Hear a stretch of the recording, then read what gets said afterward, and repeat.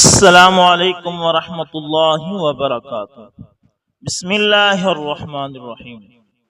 دوستو، جب میں مکہ میں ایک دکان پر کام کرتا تھا، اس وقت ایک سعودی کسٹمر اکثر سٹور پر آیا کرتا تھا۔ وہ سعودی پولیس میں ایک اچھے عہدے پر تھا۔ ایک دو بار وہ پولیس یونیفارم میں سٹور سے سامان لینے آیا۔ اس کے یونیفارم پر کافی رینک بیج لگے ہوتے تھے۔ وہ اکثر سیول ڈریس میں بھی آتا تھا۔ کبھی کبھی اس کے ساتھ بچے بھی ہوتے تھے۔ مجھ سے نارمل انداز میں بات کیا کرتا تھا، میرا حال چال پوچھ لیا کرتا تھا۔ اسے زیادہ کبھی بات نہیں ہوئی تھی میری۔ پھر لگاتار 2-3 بار ایسا ہوا کہ وہ جب بھی آیا اکتایا ہوا آیا۔ مجھ سے بھی ترش ہو کر بات کی، اے جلدی بل کرو، دیر کر رہے ہو، جلدی بقایا واپس کرو۔ لگاتار 3-4 بار جب ایسا ہو گیا، ایک دن میں جو اپنی زندگی سے اکتایا کھڑا تھا، اس سے غصے میں بول پڑا کہ تمہیں اندازہ ہے تم مجھ سے بدتمیزی کرتے ہو، صرف اس لیے کہ میں اجنبی ہوں، تم سعودی ہو، صرف اس لیے کہ تم پولیس والے ہو۔ یہ سننا تھا کہ اس کے چہرے کا رنگ بدل گیا، اس کا رنگ پیلا ہو گیا، اس کی آنکھیں فوراً حیرت سے پھیل گئی، اور اس کا ری ایکشن میرے اندازے کے بالکل برعکس تھا۔ لا یا اخی، نہیں میرے بھائی، ایسا بالکل نہیں ہے، خدا کی قسم ایسا بالکل نہیں ہے۔ میں پریشان ہوتا ہوں جاب کے پریشر کی وجہ سے، اس لیے آج کل اونچا بول جاتا ہوں۔ میں متکبر بالکل نہیں ہوں۔ اس بندے نے اپنی اتنی صفائیاں دیں کہ میں اپنے الفاظ پر شرمندہ ہو گیا۔ اس نے سعودی رواج کے مطابق میرا ماتھا چوما، مجھ سے معذرت کی، سٹور سے نکل گیا۔ آپ یقین کریں، گاڑی میں سامان رکھ کر پھر واپس آیا۔ واللہ یا اخی، اللہ کی قسم میرے بھائی، میں متکبر نہیں ہوں۔ اس نے پھر کہا، اور اس بار اس کی آنکھوں میں آنسو بھی تھے۔ وہ پولیس کا ایک بڑا افسر تھا، وہ چاہتا تو مجھے 4 تھپڑ بھی مار دیتا، میں اس کا ککھ نہیں بگاڑ سکتا تھا۔ ہم اجنبی لوگ تو ایک عام سعودی کا کچھ نہیں بگاڑ سکتے۔ وہ تو پھر پولیس کا ایک بڑا افسر تھا، جس نے میرے غصے سے نکلی بات کو تکبر کا الزام سمجھا، پاور کا مس یوز سمجھا اور صفائیاں دی۔ بنیادی طور پر وہ مجھے صفائیاں نہیں دے رہا تھا، میری کیا اوقات تھی، وہ اللہ کو صفائیاں دے رہا تھا۔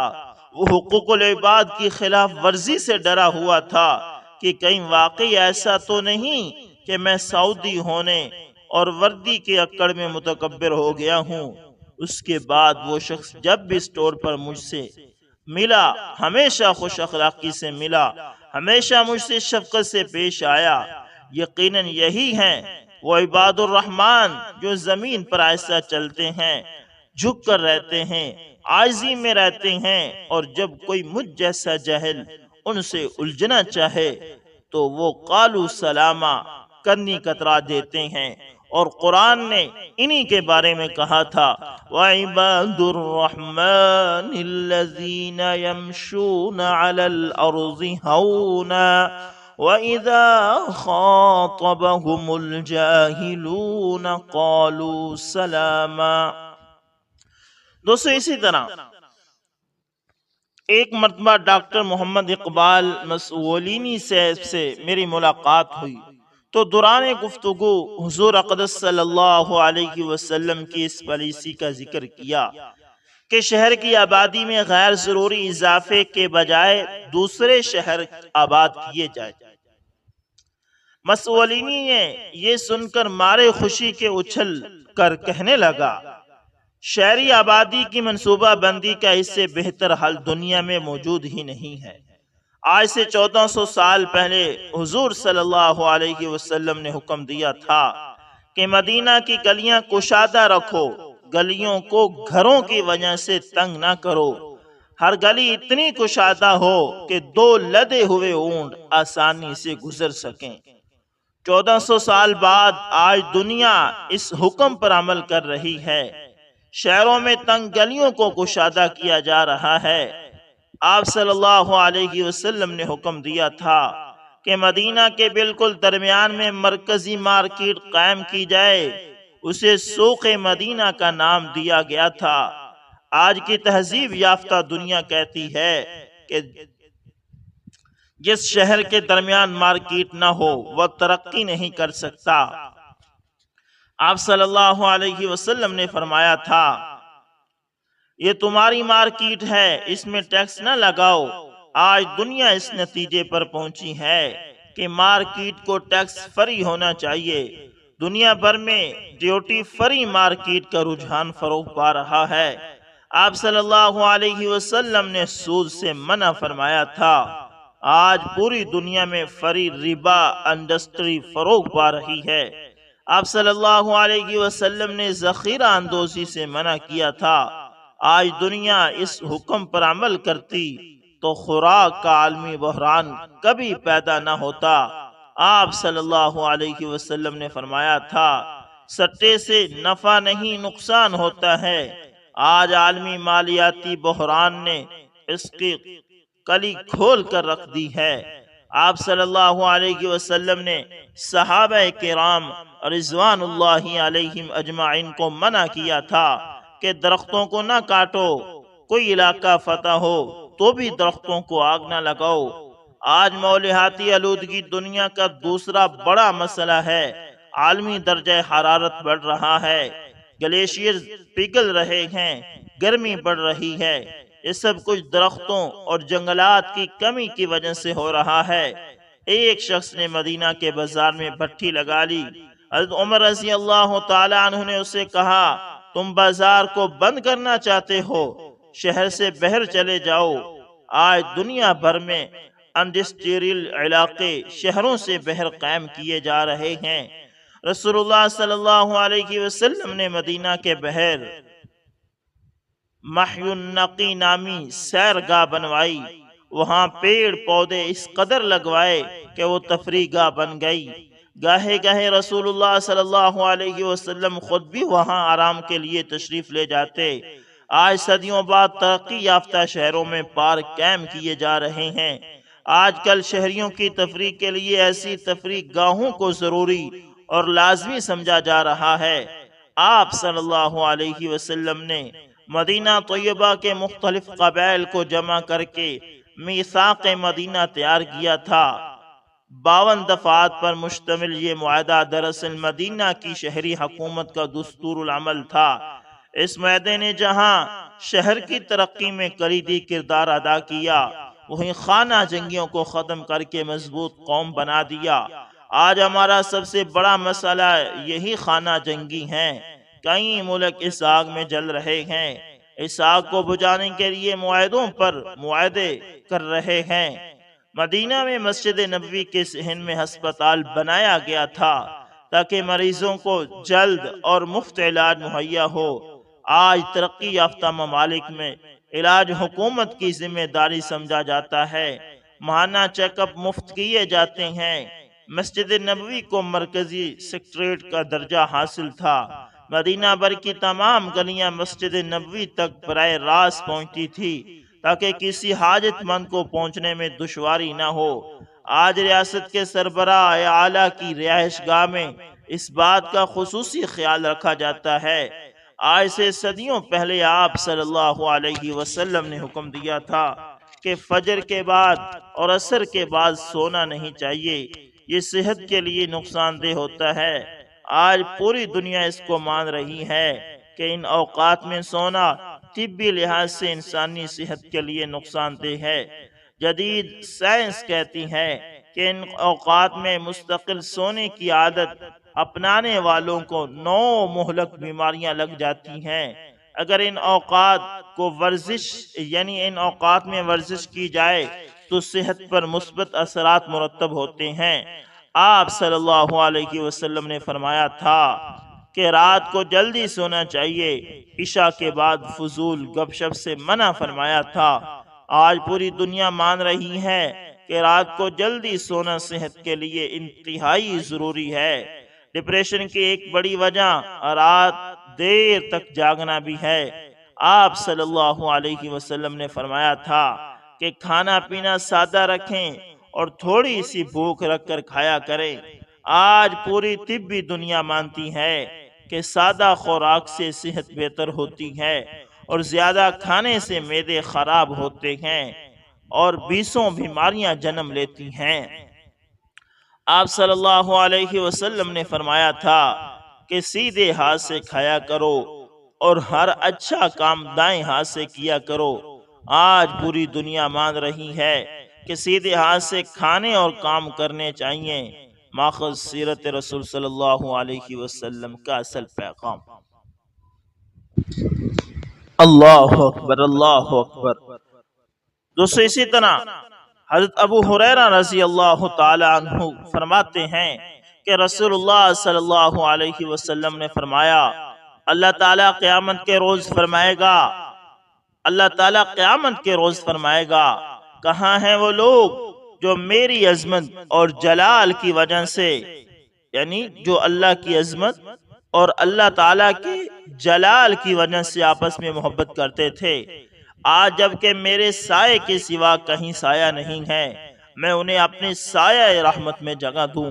حضرت عمر فاروق رضی اللہ تعالی عنہ سے روایت ہے کہ رسول اللہ صلی اللہ علیہ وسلم نے فرمایا، اللہ کے بندوں میں سے کچھ لوگ ایسے ہوں گے کہ جن کی اللہ کے یہاں قدر و منزلت کو دیکھ کر انبیاء کرام علیہم السلام اور شہداء کرام بھی رشک کریں گے، حالانکہ وہ لوگ نہ نبی ہوں گے نہ شہید ہوں گے۔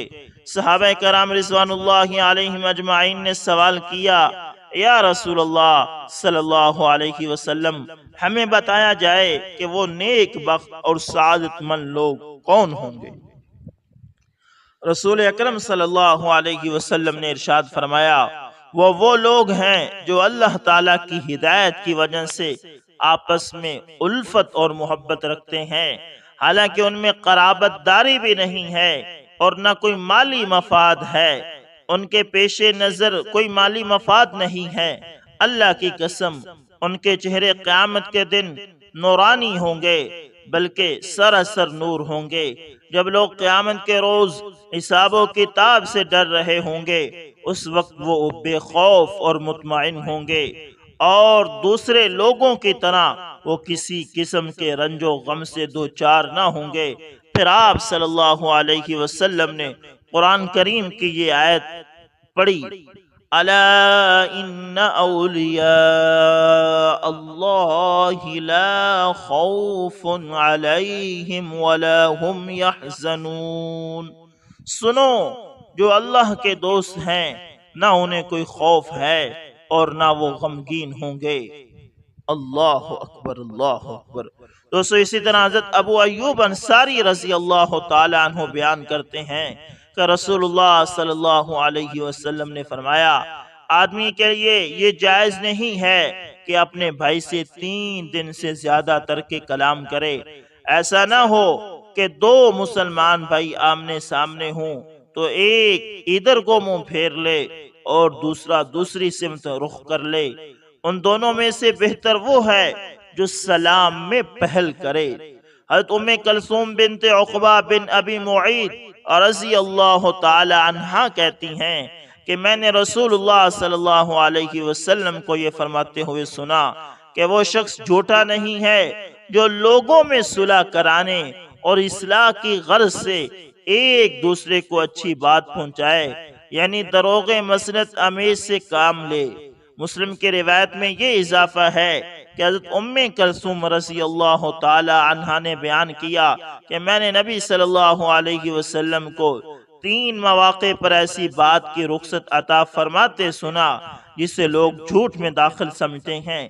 ایک میدان جنگ میں دشمن کے ساتھ چال، دوسرے لوگوں میں اصلاح کی غرض سے کوئی خلاف واقعہ بات کہنا، اور تیسرے وہ خلاف واقعہ بات جو شوہر بیوی سے اور بیوی شوہر سے ایک دوسرے کو راضی کرنے کے لیے کرے۔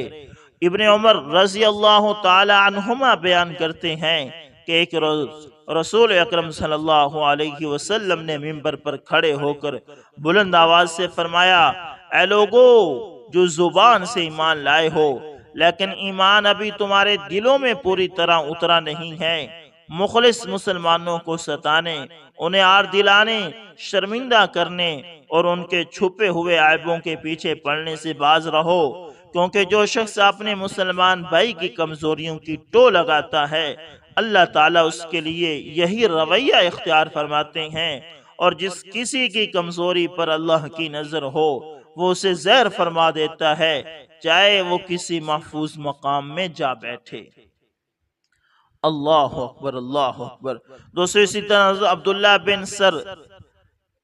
عبداللہ بن سرجس نبی صلی اللہ علیہ وسلم سے روایت کرتے ہیں کہ آپ صلی اللہ علیہ وسلم نے فرمایا، اچھی سیرت، وقار اور اطمینان کے ساتھ کام انجام دینے کی عادت اور میانہ روی نبوت کے 24 حصوں میں سے ایک حصہ ہے۔ حضرت مصعب بن سعد رضی اللہ تعالی عنہ اپنے والد محترم سے روایت کرتے ہیں کہ نبی کریم صلی اللہ علیہ وسلم نے فرمایا، ہر چیز میں میانہ روی اچھی ہے، مگر آخرت کے معاملے میں میانہ روی کے بجائے مسابقت اور تیز روی سے کام لیا جائے۔ دوستو اسی طرح حضرت عمر بن حسین رضی اللہ تعالی عنہ کہتے ہیں کہ رسول اللہ صلی اللہ علیہ وسلم نے فرمایا، حیا صرف خیر ہی لاتی ہے۔ ایک اور روایت کے الفاظ ہیں کہ حیا خیر ہی خیر ہے۔ حضرت عبداللہ بن عمر رضی اللہ تعالی عنہما سے روایت ہے کہ رسول اللہ صلی اللہ علیہ وسلم نے فرمایا، تم میں سے مجھے وہ لوگ زیادہ محبوب ہیں جن کے اخلاق زیادہ اچھے ہوں۔ حضرت ابو ذر رضی اللہ تعالی عنہ بیان کرتے ہیں کہ رسول اللہ صلی اللہ علیہ وسلم نے مجھ سے فرمایا، تم جہاں اور جس حال میں ہو، یعنی خلوت میں ہو یا جلوت میں، اللہ سے ڈرتے رہو، اور تم سے کوئی برائی سرزد ہو جائے تو فوراً کوئی نیکی کرو کہ وہ اس کی تلافی کر دے گی، اور اللہ تعالیٰ کے بندوں کے ساتھ اچھے اخلاق سے پیش آؤ۔ تو اللہ تعالیٰ سے دعا ہے کہ اللہ تعالیٰ ہمیں بھی اچھے اخلاق والا بنا دے۔ حضرت ابن عمر رضی اللہ تعالی عنہ نبی اکرم صلی اللہ علیہ وسلم سے روایت کرتے ہیں کہ حیا اور ایمان دونوں ہمیشہ ایک ساتھ رہتے ہیں، ان میں سے کوئی ایک اٹھا لیا جائے تو دوسرا خود بخود اٹھ جاتا ہے۔ مطلب یہ ہے کہ حیا ایمان کا لازمی تقاضا ہے۔ اللہ تعالیٰ سے دعا ہے کہ اللہ تعالیٰ ہمیں اس پر عمل کی توفیق عطا فرمائے۔ تو دوستو امید کرتا ہوں ویڈیو اچھی لگی ہوگی، پسند آئے تو لائک شیئر کمنٹ لازمی کریں، اور اگر آپ ہمارے چینل AS انفارمیشن ٹی وی پر نئے ہیں تو دوستو اس کو بھی لازمی سبسکرائب کر لیں، اور ساتھ میں بیل کے نشان کو دبانا نہ بھولنا تاکہ ہر نئی ویڈیو کا نوٹیفیکیشن آپ لوگوں تک پہنچتا رہے۔ دوستو ملتے ہیں کسی نیکسٹ اچھی سی ویڈیو کے اندر، تب تک کے لیے اللہ حافظ، جزاکم اللہ خیر۔